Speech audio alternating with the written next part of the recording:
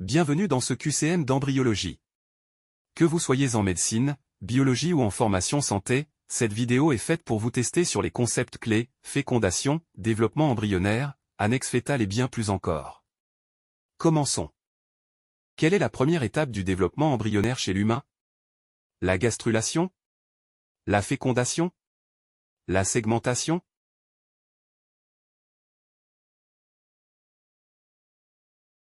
Réponse B. La fécondation. La première étape du développement embryonnaire humain est la fécondation, où un spermatozoïde fusionne avec un ovule pour former un zygote. Cette étape marque le début de la grossesse et le début de la formation d'un nouvel être humain. Combien de chromosomes possède un spermatozoïde mature? 23 chromosomes. 46 chromosomes. 92 chromosomes.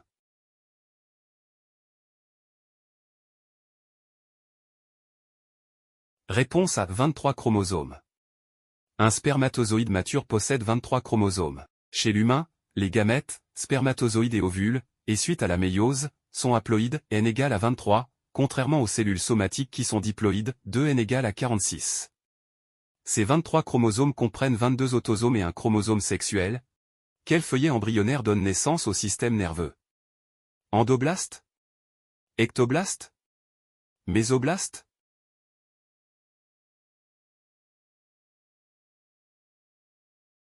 Réponse B. Ectoblaste. Le feuillet embryonnaire qui donne naissance au système nerveux est l'ectoblaste, ou ectoderme. Plus précisément, c'est la partie dorsale de l'ectoblaste, appelée le neuroectoderme, qui se différencie pour former le tube neural, à l'origine du système nerveux central, encéphale et moelle épinière. De plus, une partie de l'ectoblaste, la crête neurale, contribue également à la formation du système nerveux périphérique. Quelle structure permet les échanges entre la mère et le fœtus? L'amnios? Le placenta? La vésicule vitelline?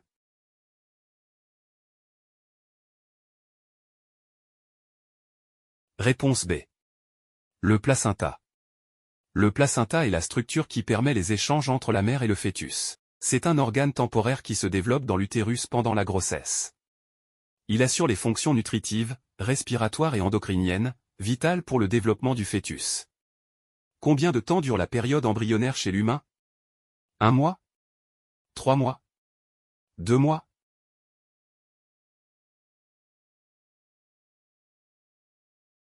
Réponse C. 2 mois. La période embryonnaire chez l'humain dure environ 8 semaines après la fécondation. Cette période est marquée par la mise en place des ébauches d'organes. Après 8 semaines, la phase embryonnaire prend fin et on parle de phase fétale jusqu'à la naissance. Quelle phase de la méiose est responsable du brassage génétique? Prophase 1. Métaphase 2. Anaphase 1.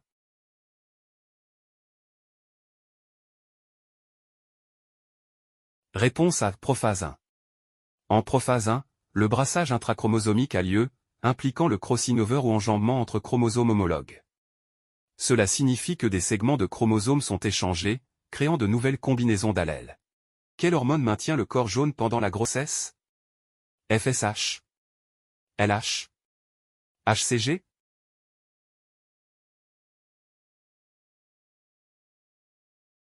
Réponse C. HCG. C'est principalement la gonadotrophine chorionique humaine, ou HCG, produite par le syncytiotrophoblaste qui maintient le corps jaune jusqu'au 3e mois. Sa fonction est de transformer le corps jaune cyclique en corps jaune gravidique et de stimuler la synthèse de progestérone. Où se déroule la fécondation chez la femme? Dans l'utérus? Dans l'ampoule tubaire? Dans le vagin?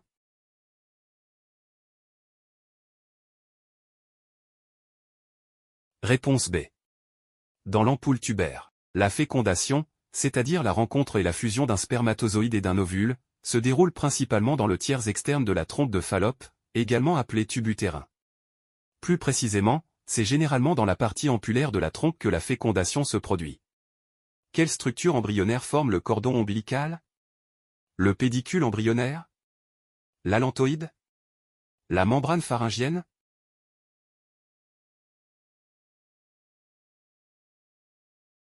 Réponse A. Le pédicule embryonnaire.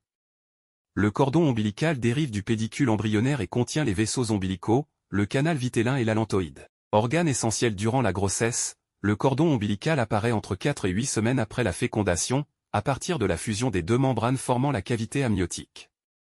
Quel feuillet donne naissance aux muscles squelettiques? Ectoblast? Entoblast? Mésoblast?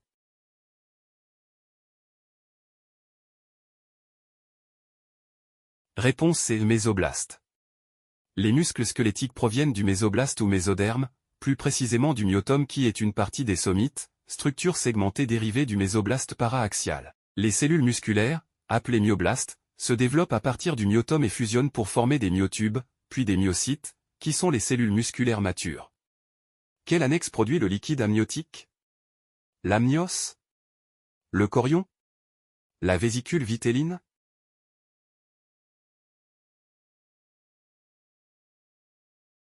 Réponse A. L'amnios. Le liquide amniotique est produit principalement par les cellules de l'amnios qui est la membrane interne de la poche amniotique, et par le fœtus lui-même, via ses reins qui produisent de l'urine. Initialement, les cellules amniotiques jouent un rôle dans la production, mais avec le développement, l'urine fœtale devient la principale source. Quelle hormone est détectée dans les tests de grossesse? Progestérone? HCG? Estrogène?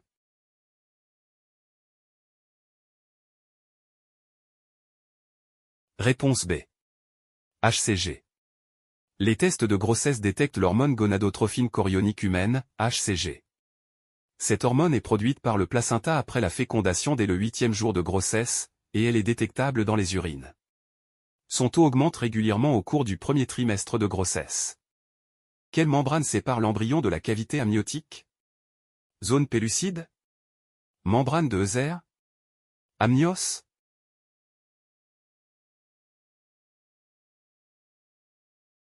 Réponse C. Amnios.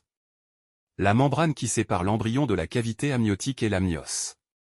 C'est la membrane la plus interne du sac amniotique, et elle est en contact direct avec le liquide amniotique. Quelle est la durée moyenne du cycle spermatogénétique chez l'homme? 24 jours? 74 jours? 120 jours?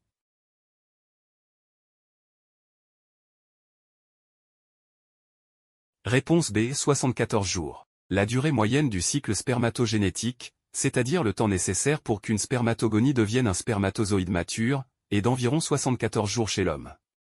Ce processus se déroule dans les tubules séminifères des testicules et se poursuit tout au long de la vie de l'homme. Quel est le rôle des cellules de Sertoli? Soutenir la spermatogenèse. Produire la testostérone? Synthétiser la FSH.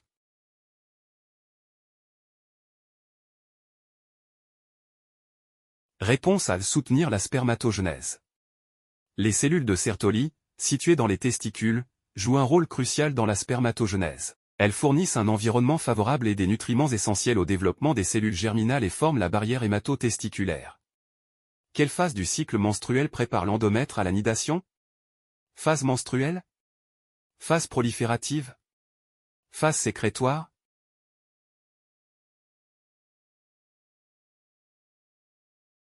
Réponse C. Phase sécrétoire.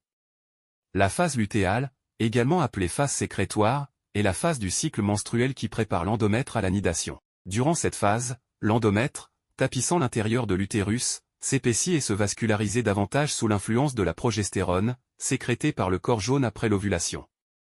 Si une fécondation a lieu, l'embryon peut alors s'implanter dans cette muqueuse préparée. Quelle anomalie spermatique désigne un nombre insuffisant de spermatozoïdes? Azoospermie? Oligosospermie? Asténospermie?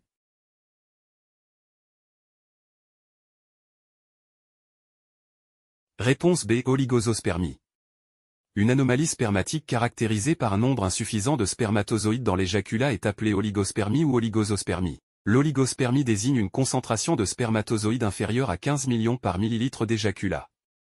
Quelle hormone stimule la libération de FSH et LH? GnRH? Inhibine? Prolactine?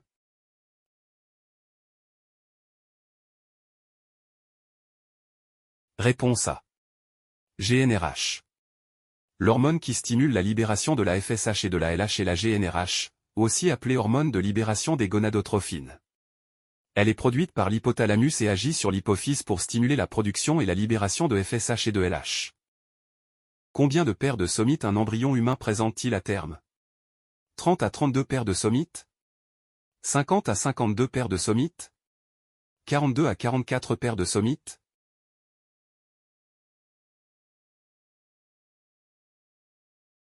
Réponse C. 42 à 44 paires de somites.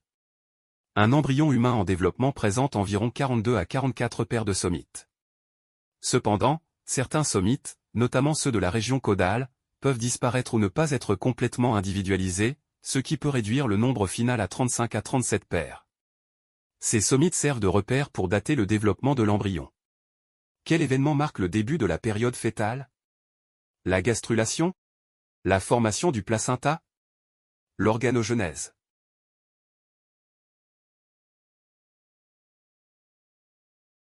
Réponse C. L'organogenèse. L'organogenèse débute au 3e mois. Elle est caractérisée par la croissance et la maturation des organes ébauchés pendant la période embryonnaire. Durant cette période, les 3 feuillets embryonnaires, ectoderme, mésoderme et endoderme, donnent naissance aux différents organes. Où se forme le corps jaune? Dans l'ovaire? Dans l'utérus? Dans la trompe?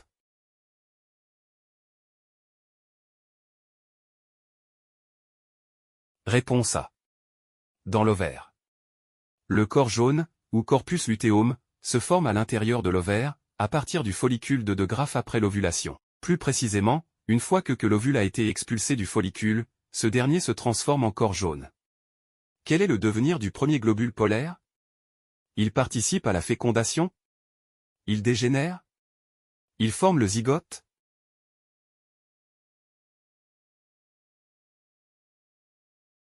Réponse B. Il dégénère. Le premier globule polaire, produit lors de la première division de maturation de l'ovocyte, méiose 1, est une petite cellule contenant une copie de chaque chromosome de la paire homologue, mais il est voué à la dégénérescence. Il ne joue aucun rôle fonctionnel et ne participe pas à la formation de l'embryon. Quelle est la fonction de l'acrosome? Fournir l'énergie? Protéger l'ADN? Faciliter la pénétration ovocytaire?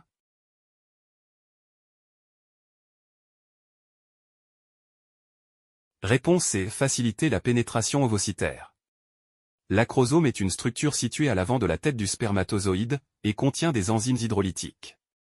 Sa fonction principale est de faciliter la fécondation en permettant au spermatozoïde de pénétrer dans l'ovule. Il libère ces enzymes, telles que l'hyaluronidase et l'acrosine, qui dégradent les couches externes de l'ovule, notamment la zone pellucide. Quelle phase suit immédiatement la fécondation? La nidation? La gastrulation? L'implantation?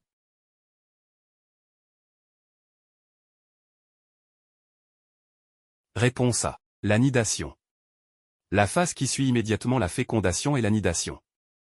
C'est le processus par lequel l'ovule fécondé, ou blastocyste, s'accroche et s'enfonce dans la paroi de l'utérus, l'endomètre. La nidation est une étape cruciale de la grossesse, car elle assure que l'embryon peut recevoir les nutriments et l'oxygène nécessaires à son développement. Où se forment les premières cellules sanguines? Dans la vésicule vitelline? Dans le foie fœtal? Dans la moelle osseuse?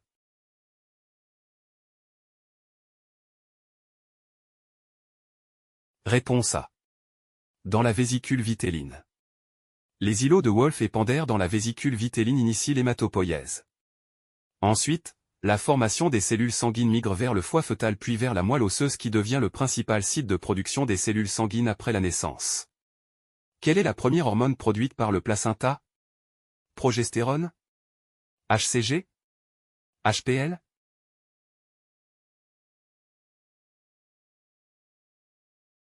Réponse B. HCG. La première hormone produite par le placenta est la gonadotrophine chorionique humaine, HCG. Elle commence à être sécrétée par le placenta dès le 8e jour après la fécondation. Cette hormone est essentielle car elle permet de maintenir la production de progestérone par le corps jaune, ce qui est crucial pour la poursuite de la grossesse. Où se niche l'embryon au 7e jour? Dans la trompe? Dans la cavité utérine? Dans l'endomètre?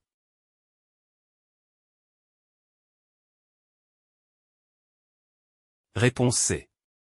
Dans l'endomètre. Au 7e jour, l'embryon se fixe à l'endomètre ou muqueuse utérine, qui s'est épaissie pour l'accueillir, c'est la période de nidation. Il adhère et commence à s'enfoncer dans l'épaisseur de la muqueuse, où les vaisseaux se multiplient et les glandes sécrètent des substances nutritives. Quelle anomalie placentaire désigne un liquide amniotique excessif? Hydramnios? Oligohydramnios? Anhydramnios?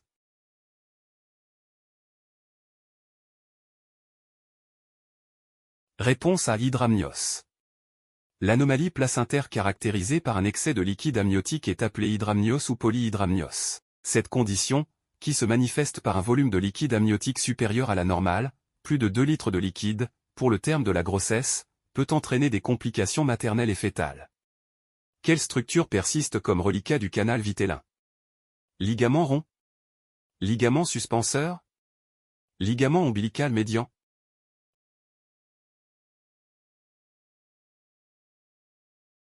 Réponse C. Ligament ombilical médian. Le principal reliquat du canal vitellin est le diverticule de Meckel. Il s'agit d'une petite poche située sur l'iléon, la dernière partie de l'intestin grêle, et résulte d'une fermeture incomplète du canal omphalo-mésentérique, ou canal vitellin, pendant le développement embryonnaire. Quelle est la fonction principale de la progestérone? Stimuler l'ovulation?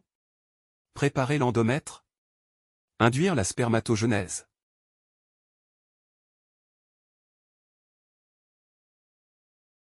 Réponse B. Préparer l'endomètre. La fonction principale de la progestérone est de préparer et de maintenir l'utérus pour une éventuelle grossesse. Elle agit en modifiant la muqueuse utérine pour la rendre apte à recevoir un embryon et en stimulant la production de lait dans les glandes mammaires après l'accouchement. La progestérone transforme l'endomètre en phase sécrétoire, favorable à l'implantation de l'embryon. Félicitations! Vous avez terminé ce QCM de 30 questions. Combien de bonnes réponses? Dites-le en commentaire. Abonnez-vous pour d'autres QCM sur la botanique, biochimie, génétique, physiologie et bien d'autres modules de biologie, biotechnologie, médecine et métiers de santé. N'oubliez pas s'il vous plaît d'appuyer sur le bouton j'aime, de partager avec vos collègues et amis, et de commenter notre vidéo pour nous soutenir. Activez la cloche pour ne rien rater. À bientôt.